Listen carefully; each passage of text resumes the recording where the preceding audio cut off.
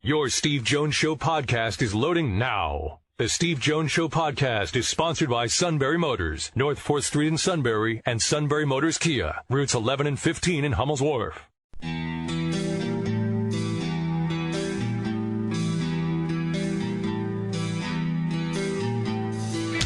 Sports talk where your voice counts. This is the Steve Jones Show on News Radio 1070 WKOK. Now from the Sunbury Motors studio, here's Steve Jones.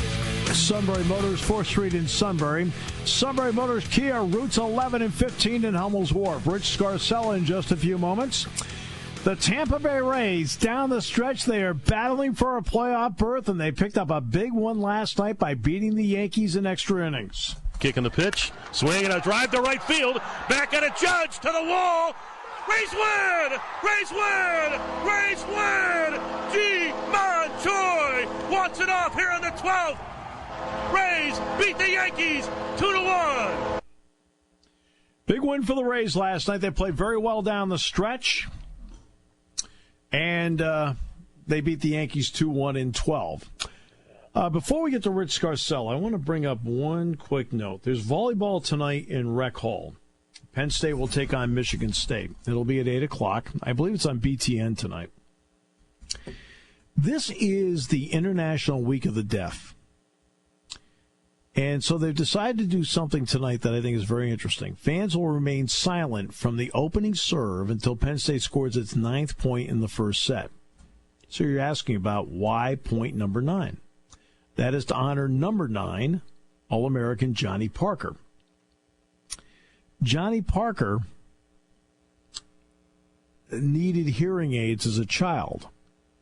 To be frank with you, Johnny Parker also, when you have hearing aids as a child, you're just amazed at how cruel some kids can be.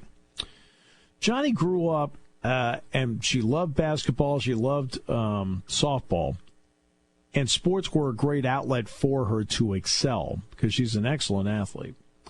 In watching your older sister, Paige, play volleyball, that's when she started to get into volleyball. And she has a great feel for it. Russ Rose talks about that. And she's a terrific athlete. What's interesting about the story with Johnny Parker is that not only is she excelling, last year she was the Big Ten Freshman of the Year, and she is an All-American, but her sister Paige went to graduate school, and now, after graduating from Northwestern, she graduated in audiology, where now she helps those with hearing loss. So Paige inspired Johnny. Johnny inspired Paige. It's a remarkable story. And also helping with the event will be Ryan Perry, who is a deaf student manager for the Nittany Lions program. And all the fans in attendance tonight are going to get a flyer and details about the specific cheers, how to use sign language to applaud, and so forth. It really is a wonderful and I think a loving tribute to Johnny, and also the message it sends out during International Week of the Deaf. And it turns out that September is the month for that. Now, we are going to do on the Unrivaled TV show next week, leading into Purdue for homecoming, a story on Johnny Parker. And it's... she's a terrific interview, great story, and we're looking forward to telling that. With that, we bring in Rich Scarcella from the Reading Eagle, not only getting ready for Penn State, Maryland, but he's getting ready for the Eagles and his Packers. Hello, Rich. Hi, Steve. Good. How are you? Doing well. All right, before we get to Penn State, Maryland, what does Rich Scarcella think about the Eagles and your beloved Packers? I think it's going to be a very tight, close game. I know the Eagles, and there are a lot of people who are in southeastern Pennsylvania who are not happy with their favorite NFL team. But I think the fact that they made a lot of mistakes on Sunday and yet almost had a chance to win the game, I think it's going to be a very close game. And obviously, like anybody else, the key is for the Packers is to pressure Carson Wentz. Yeah. All right, so now let's get to Penn State. At the quarter pole of the regular season, Penn State is 3-0. And, of course, they're going to play Maryland, which is 2-1 in the Big Ten opener. What has been your assessment now that you've watched 3 consecutive Penn State games of where – let's start with this. Where are the pluses with this team that you like that can be building blocks moving forward? Yeah, I mean, overall, I would have to agree with James Franklin. There's a lot of room for growth. Pluses, oh, boy. I would say the emergence of Jahan Dotson as a real threat in the passing game. I would say the running backs, although I'm not crazy about using all 4, I'm going to pick on one, not pick on one, but single one out. And I think that Journey Brown has impressed me considerably with a lot of things that he's done. And a year ago, if you would have asked me who would be the best Penn State running back for the first 3 games, I wouldn't have said Journey Brown. And he's really impressed me. Defensively, pluses, I think the linebackers had an outstanding game against Pitt. All 3 starters, Cam Brown, Micah Parsons, and Janet Johnson. I like the cornerbacks. I think Tariq Castro-Fields is playing, and John Reed are playing at an extremely high level. And then, how can I forget the secret weapon, Jordan Stout? Yeah, Jordan Stout's been incredible. I mean, it's something. I mean, I knew he had a really good reputation. He's been nothing short of spectacular. Yeah, no, he has. He's done. You want to talk about checking every box so far? He's done exactly that. Yeah. Now, every team obviously is going to have room to grow. So you mentioned James Franklin said room to grow. If a couple of areas in particular grow, which ones would be the difference makers in your mind where in the room to grow area that would be a big plus? Well, I'll just say one on both sides of the ball, third down. Yep. Period. I mean, if Penn State could, or would convert the third down conversions on offense, I think you would see the time of possession obviously would go up. The defense would be rested. Everything that goes with that. I'd like to see the 4-minute offense improve, and that kind of goes hand in hand with the third down conversions. Right. I mean, that's been an issue for the last few years with them. Defensively, the same thing. They got hurt. The pass rush, it hasn't been consistent, but they still rank in the top. Penn State still ranks in the top 15 in the country in sacks. But third down has definitely been an issue in getting off the field. And I think if they improve just on third down on offense and defense, I think this team can really take off. Yeah. All right. Your thoughts on Sean Clifford to this point? He's had 3 starts under his belt. How do you feel he's handled the 3 assignments? Same thing, sort of uneven. I think pluses. He hasn't turned the ball over. Yep. That's a big plus. Huge plus. Yep. No interceptions, no fumbles. 2 weeks ago against Pitt, had open receivers downfield and missed them, which is ironic because many of us who, unlike you, we can't see practice all the time, we were expecting him to be very accurate with the deep passes. And for those of us who see it all the time, Rich, you're right. We would expect the same thing. Yeah. So I think there's something here. You keep saying this, or I keep saying this, not you. It's his 3rd start. He's only started 3 games. That's right. Is he a little excitable, throwing the ball high, long? Yes. Yep. And I think he's focused on not making mistakes, and the proof is in the pudding. I mean, he hasn't made a big mistake. But I think he needs to anticipate receivers getting open a little better, hitting them in stride, specifically K.J. Hamler, Jahan Dotson, and he's got such a ceiling, a high ceiling. I mean, he's just, to me, he's scratching the surface of what he could be. Yeah, exactly right. He is scratching the surface of what he could be along the way, because you do see the way he throws the ball that it's there. The question is, does he now settle in and have the deep ball accuracy that you're hoping for, that a guy has shown you? Now he's got to show it to you in a game more consistently. Yeah, and there has been, Steve, I mean, you and I know this, Buffalo and Pittsburgh put the pressure squarely on his shoulders and that of the offensive line. Right. Dared him and dared Penn State to beat them with the passing game.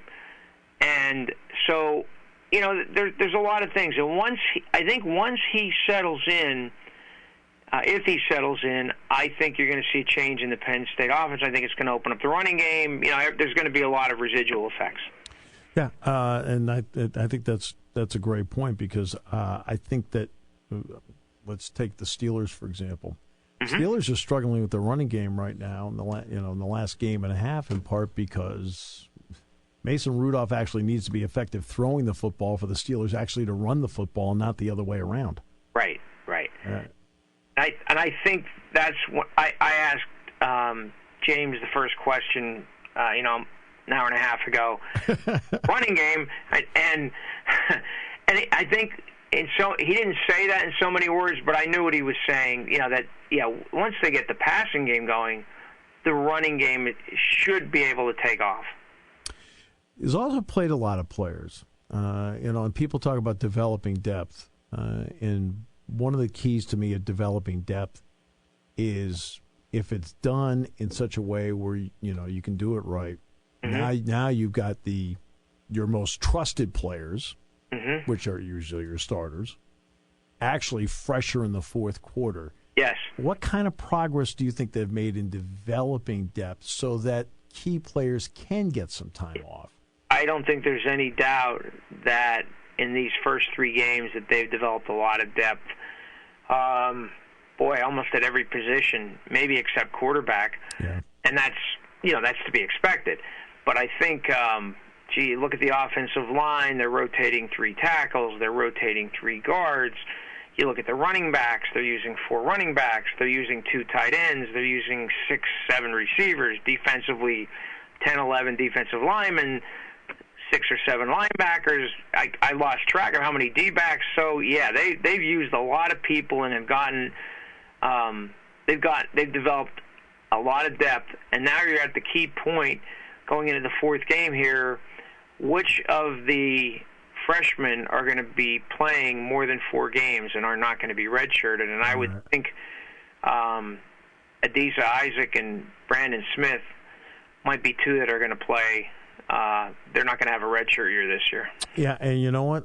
But those are also 2 guys. Let's go back to the depth part. If Brandon Smith, that means Cam Brown would get some plays off. Could be fresher in the fourth, and the rotation at defensive end gives them, right, because of what those players can do. The freshman running backs, you brought up the freshmen, Devin Ford and Noah Cain. What have you thought about them? I mean, obviously, Ford broke off the big run against Idaho. And Cain, of course, on the drive that eventually put Penn State in front to stay against Pitt, played a pivotal role in that. What have you thought about those 2? I've been very impressed with both of them, and honestly, I think Noah Cain was probably underused against Pitt. I think, the one drive that Penn State sustained, the 88-yard drive, he was on the field for that, and he gained, I think, 40-some yards rushing, and he caught a pass out of the backfield. I've been very impressed with both of them. I think Cain, what we saw in the blue-white game and what I've seen so far, he has a knack for gaining yards, moving forward, going north-south, and I like that a lot. And that to me bodes well if you want to get into a 4-minute offense. That kind of mentality. Yep. Absolutely, Steve. Absolutely.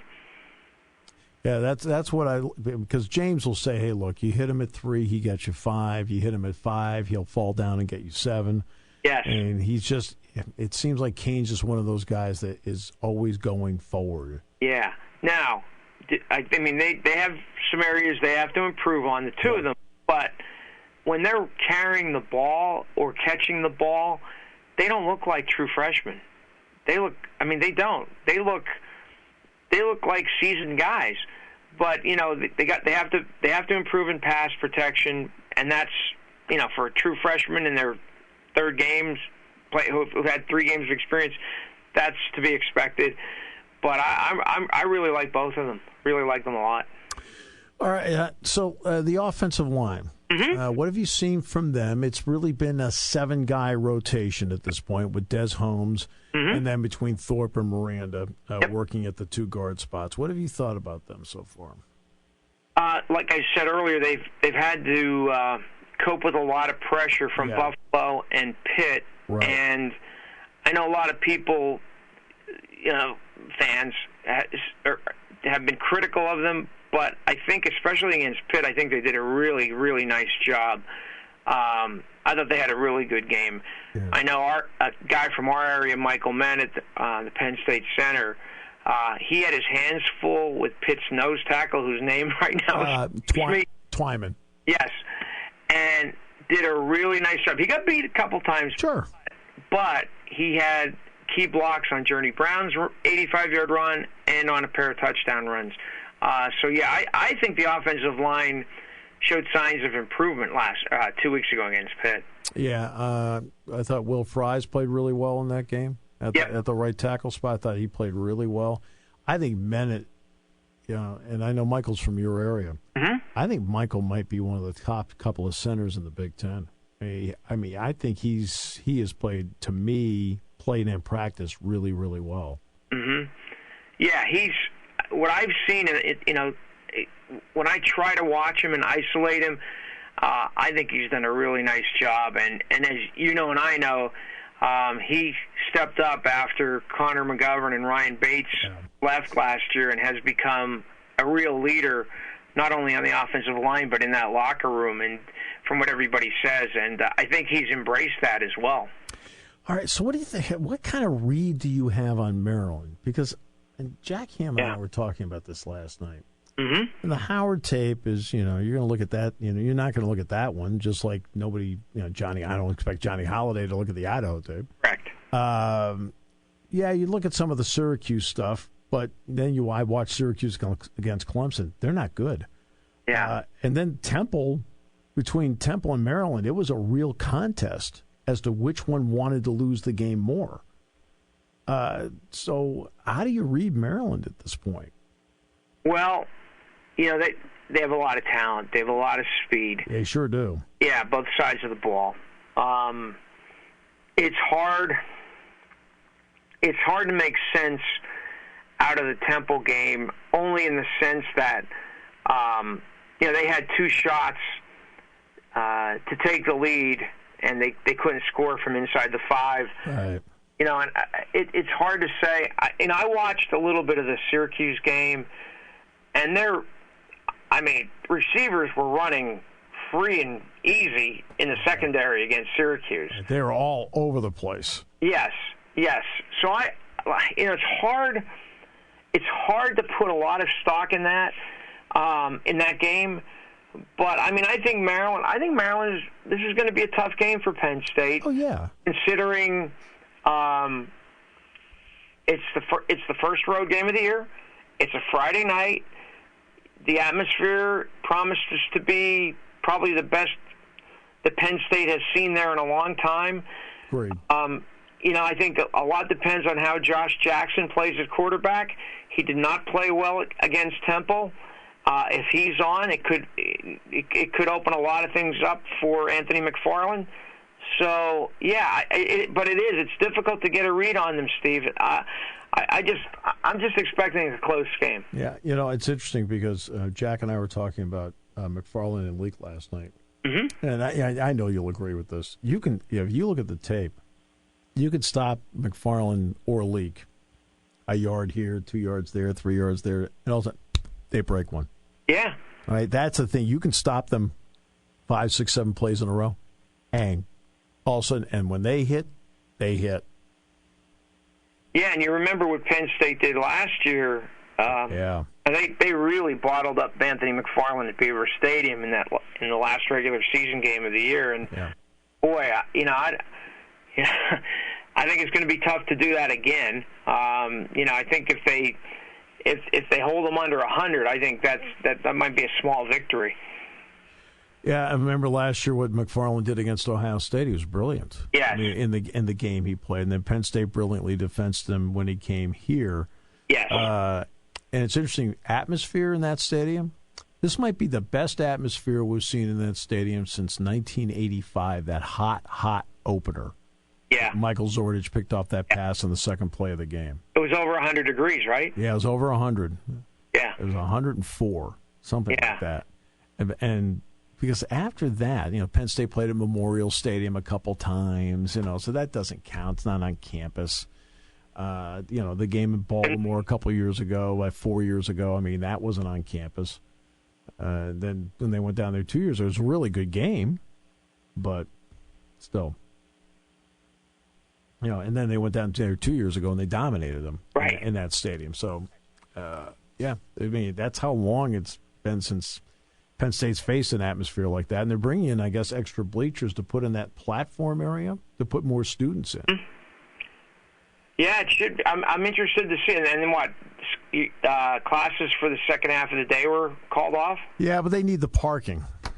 Yeah. Yeah, seriously, they need the parking. To do this. That's why, the romantic thought of, isn't that great? It's such a big game. Yeah. No, they needed parking lots. Yeah. Yeah, well, last year, Penn State's first Friday night game went pretty well. Yeah. At Illinois. But I think this Maryland team's a little better than the Illinois team from last year. No question. Hey, Rich, I know you have a lot of work to do. I want you to get to it, but I always appreciate any conversation I have with you. Anytime, Steve. My pleasure.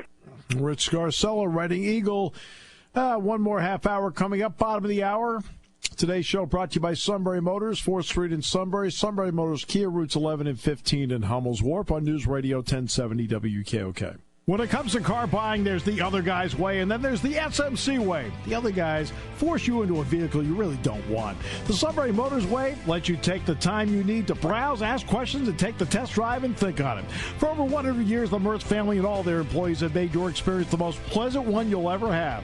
The other guys won't offer you the best price for your trade, no matter how much they say they will. The SMC way is their promise to provide you with the most money the market shows your vehicle is worth. The SMC way is to offer you all applicable factory rebates on new vehicles and generous discounts. Looking for a pre-owned vehicle? The SMC way checks each vehicle in a 200-mile radius to determine the lowest price, then beat it. It's the lowest price promise, just part of the SMC way. The choice is up to you, the other guy's way or the SMC way. The SMC way wins every time. Sunbury Motors Company in the North 4th Street Auto Plaza, Sunbury, and at sunburymotors.com. Selling more cars and satisfying more customers for over 100 years. Taking your calls at 800-795-9565. This is The Steve Jones Show on News Radio 1070 WKOK.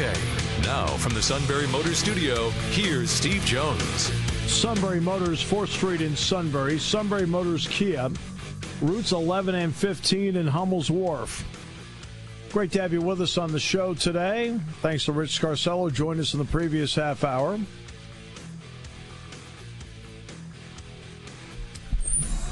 Bob Buehner is still here in the building. Absolutely, Steve. And I was just at not the Sunbury Motors studio. I was at the Sunbury Motors, picked myself up another Ford Escape from my good friend salesman Mark Sutsko. Great experience over across the river. I knew it was only a matter of time because you got the better half got one a little over a year ago. Yeah, right? Exactly right. So now there's two. Matching pair. Yep, from Sunbury Motors. So very happy fellow. Steve, I think we're going to see on Friday night a student section in the Maryland seating area of what I would call alcohol-imbued crowd. I hear it's going to be a blackout Friday night. Well. So there you go. Not because of that. Well, maybe. I mean, anytime you call off classes at noon is a recipe for a lot of shenanigans. So, well, to be honest with you, on Friday nights, campuses don't have much of a choice. No, they don't have much of a choice if they're going to play a game on a Friday night. You need the parking lots. You betcha. And that's what it comes down to. And yeah. And now, does it lead to like Thursday, tomorrow, the last day of classes for the week, and you might have a finely tuned crowd. You betcha. For Friday night. Of course it does. Yeah. And, you said, Steve, the 1985 game down in Maryland, 104 degrees, and global warming hit us, 34 years ago? I remember that. That was one hot. Oh. I mean, people were dripping, the kids, the players, during the warm-ups. It was just incredible. Well, Trey Bauer was telling us a story today because it was his first career start.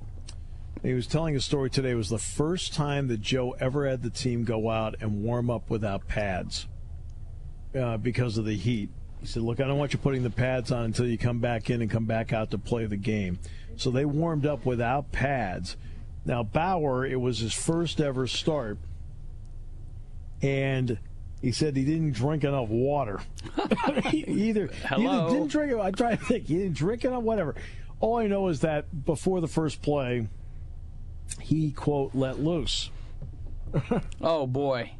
Right? And Mike Russo had to line up and had to put his hand in it. So that was not the prettiest sight. And then Mike Zordich picked off Stan Gelbaugh's pass, ran it back for a touchdown, lost his shoe on the return, so he was running with a sock on and a cleat. And Penn State won the game 20-18. Late in the game, 20-18, and Maryland is driving. And at this point now, as the third announcer, I'm on the field because I had to do the post-game show with Joe. Mm-hmm. And Gil Santos and John Grant are up in the booth. And I'm standing down there, and I'm thinking, oh, my God, it is hot out here. Jeez, it's hot. And Lance Hamilton made a great play where he stripped the ball out of the receiver's hands, and Penn State recovered and ended the game. And it was an incredible win for them. But you're right. The heat was incredible. We were up in that booth, and they were bringing us fruit and water the entire time up in the booth on that day. It really was amazingly hot. By the way, Steve, Trey Bauer has to be one of the most interesting and funniest guys ever to play football at Penn State. I mean, a true character of legendary proportion. I watched the show that you helped narrate about the 1986 national championship, and there's a lot of Trey Bauer in that. And he should be. And let's put it to you another way. He's not a shy fellow, even as a 18-year-old freshman. I mean, I think had a little conversation with the coach about his lack of playing time, and he was, assertive, I guess would be a nice word. Well, he ended up starting at 85, 86, 87, so he started 3 years. Yeah.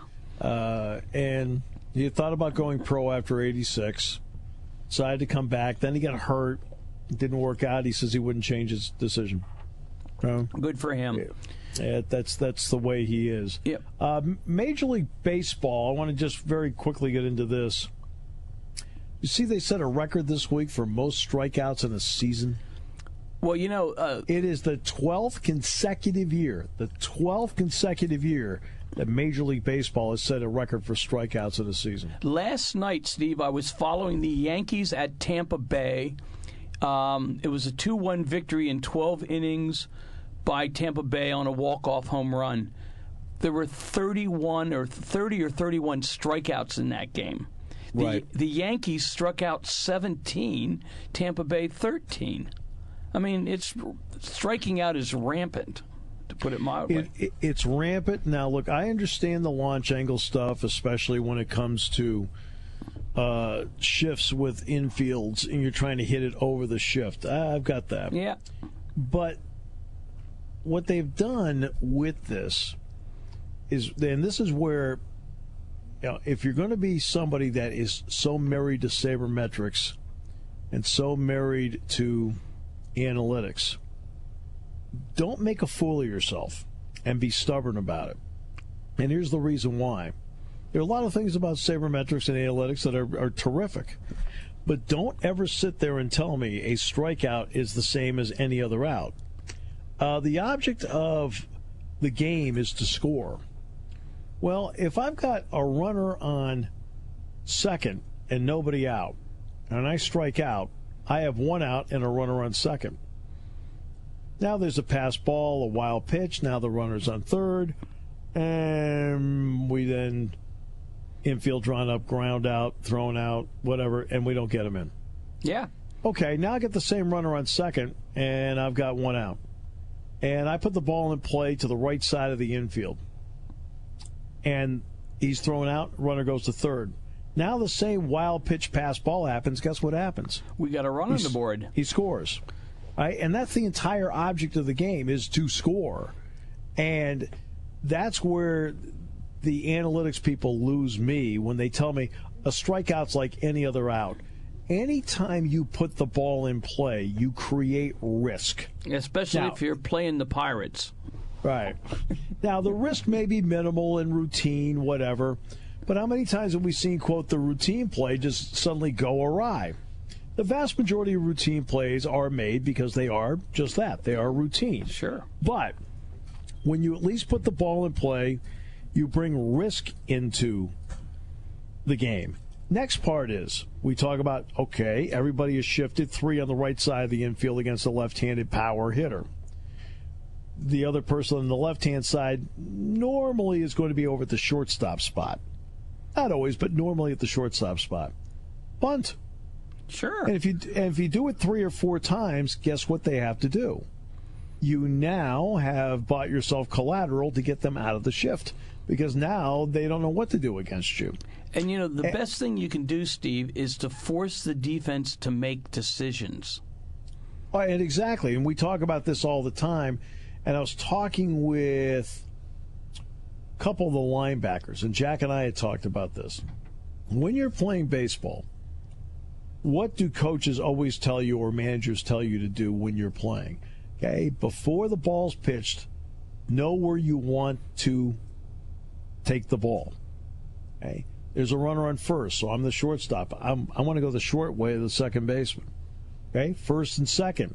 Ball hit to my right. I may want to just go right to third and get a force. You know that ahead of time because you think that out ahead of time. Where am I going to go with the ball if it is hit to me? Well, it's the same story we talk about in football. The screen passes that have been thrown against Penn State. It's third down and whatever. You have to, it's third and long. You have to expect that as a possibility. Excuse me. You have to expect that as a possibility. And you have to think that ahead of time, especially if you're going to be in man coverage. That's your guy. So anticipate that is a possibility and think ahead of time, where am I going to be? Because they might throw a screen on this play because teams have done that to us before. I am guessing that the Penn State coaches might have just reinforced that concept during the bye week. Just throwing that out there. Well, and that's the crusher on those 2 screen passes. Penn State's a man each time, which means there's somebody assigned to the running back. Yeah, and there was nobody there. Don't get caught up in the wash. Don't get yourself in a spot, I'm going to go over here and help. They want you to go over and help. All right? They want you over there helping and then slip out the running back. That's the way it's conceived. Steve, a quick question from a friend of mine, Bob from Danville, let's just say. In the Penn State Pitt game, the drive by Pitt that ended up on the 1-yard line, why was Micah Parsons not in that series? I was just, if you know, if you can speculate. Yeah, I think that was just Jesse Lucetta's turn to be out there. My follow-up question, is there a preordained game plan about those kinds of rotations? Okay. Usually. There's certain players, for example, that they want out there in a 4-series pattern. Mm-hmm. They want X player out there in 3 of the 4. Okay. There's some they want out there 2 of 4. They want some out there 1 of 4. They really don't want guys out there 4 of 4. Well, yeah, but I agree with you completely. Micah Parsons should have been out there. I'm just thinking to myself, that game appeared to most people, and certainly to me, to be the best defensive player on the field. And at the critical point in the game, he's waiting his turn on the sidelines. I agree with you about this. I mean, it's not something I disagree with you about. I'm just, you asked if that was the curiosity, and I kind of figured it had to be that reason, a rotation. Right. I mean, but I think there's certain points where, okay, game's on the line. Who am I? Who are my best players? And you go with it from there. Now, hopefully, you've managed the game in such a way where they're relatively fresh at that point, and do not have a backlog of plays. Parsons, for example, is coming off a game against Buffalo where he played 67 plays. That's the most of his career. And that is a lot of plays at the level and intensity that Micah Parsons plays at. Now, Parsons, I thought, played a really good game against Pitt. Yes. Really good game. And I think that I agree with what you're saying. I'm just explaining why he wasn't in there. Hey, Steve, I want to switch gears and talk about something that is happening in the world of sports that's near and dear to my heart, and that is the Rugby World Cup going on right now. And here's what's very interesting about the Rugby World Cup. Rugby is a sport very foreign to the United States. Right. However, there are two versions of rugby. There's called 7-man rugby and 15-man rugby. In 7-man rugby, the USA national team won last year's international tour among all the rugby-playing countries in the world: South Africa, England, New Zealand, Australia. And tomorrow morning at 5:30 a.m., they take on England. And whereas they were almost an afterthought in rugby in the world stage, people are giving some credence to this USA team that they've never given before. Watch party at Buehner's tomorrow morning. On the NBC Sports Network. Coffee and crumpets. Yes. Tea and crumpets and all that. But what's fascinating is how sports have shifted and changed over time. For example, in the basketball World Cup just ended, the U.S. didn't even get a medal. Right. They lost by 10 points to France in the quarterfinals, so they were out. And yet here they are in rugby, and the USA coming on a little bit stronger. So the sports are in constant flux and motion around the world, and it's kind of exciting to see. What time is this matchup? 5:30, Steve. I know you'll just be coming in, but I'll be asleep. I know. We'll come back with more in a moment here on News Radio 1070 WKOK.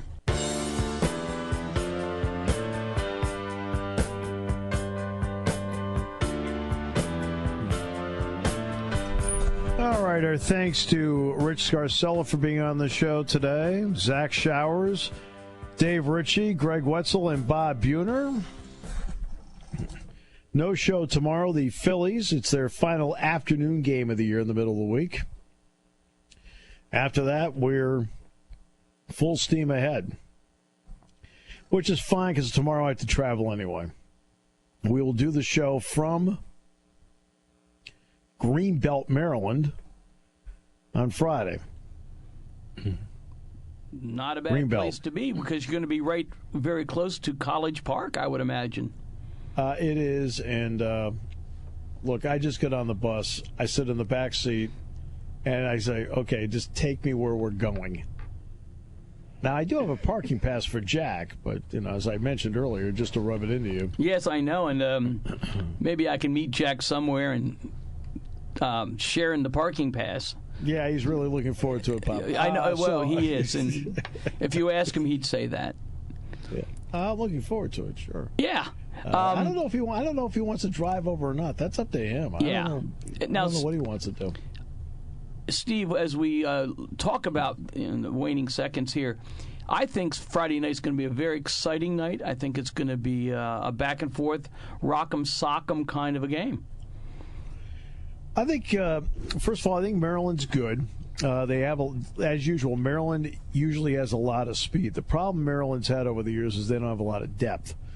And when you look at their frontline guys, they're really good. They lost the one offensive lineman, the guard. The guy that replaced him did not have a good game when he came in last week, so now with an additional week, we'll see. That'll be interesting to see how they play that out with him.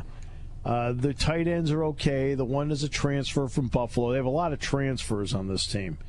The tight end is a transfer from Buffalo. The quarterback's a transfer from Virginia Tech. The outside linebacker, Jones, is a transfer from Ohio State. The defensive end outside linebacker, Shaq Smith, is from Clemson. Rashad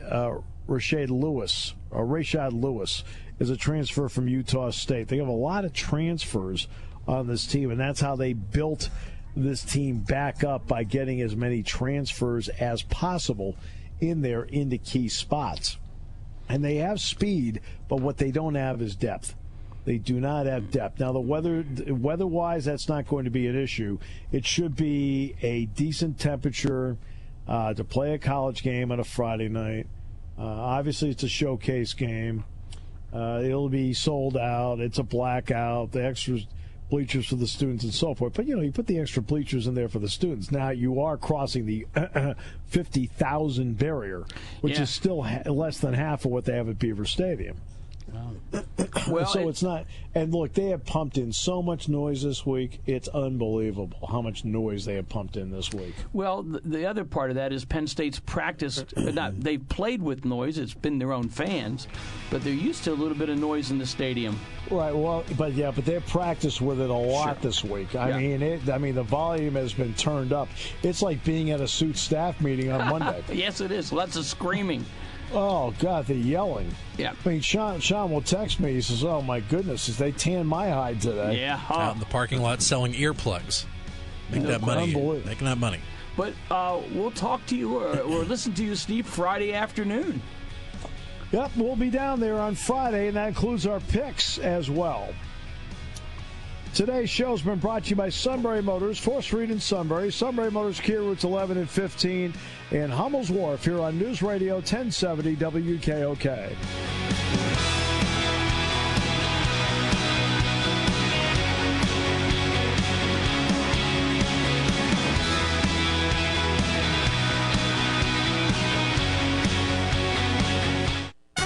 You're listening to News Radio 1070 WKOK Sunbury. You can hear us anywhere in the world with the Sunbury Broadcasting Corporation app.